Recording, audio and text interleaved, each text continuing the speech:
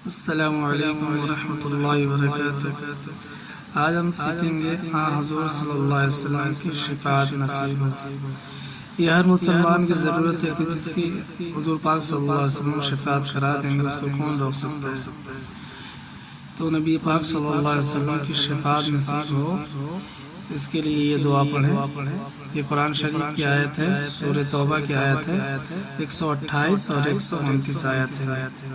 हर नमाज के बाद इस आयत करीमा को पढ़ें। औज़ु बिल्लाहि मिनश शैतानिर रजीम, बिस्मिल्लाहिर रहमानिर रहीम।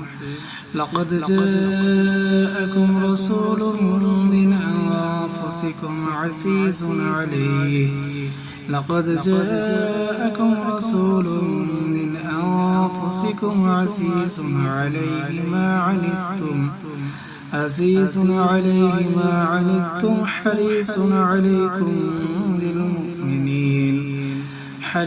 अलैकुम बिलमुमिनीन रऊफ़ुर रहीम बिलमुमिनीन रऊफ़ुर रहीम।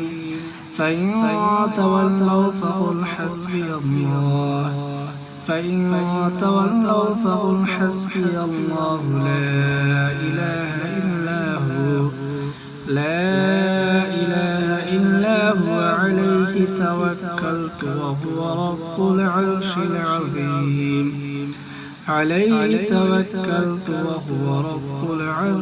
अज़ीम। 128 ये आयत 128 है। ये यहाँ से लेके यहाँ तक 129। तर्जुमा। लोगों, तुम्हारे पास तुम्हीं में से एक पैगंबर आए हैं, तुम्हारी तकलीफ उनको गिरा मालूम होती है और तुम्हारी भलाई के बहुत ख्वाहिशमंद हैं और मोमिनों पर निहायत शफ़क़त करने वाले और मेहरबान हैं। फिर अगर ये लोग फिर जाएं और ना माने तो कह दो कि खुदा मुझे किफ़ायत करता है, इसके सिवा कोई माबूद नहीं, उस पर मेरा भरोसा है और वही अर्श अज़ीम का मालिक है।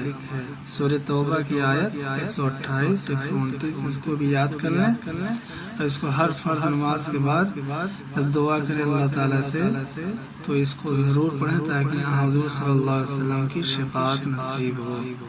अस्सलामु अलैकुम व रहमतुल्लाहि व बरकातुहू।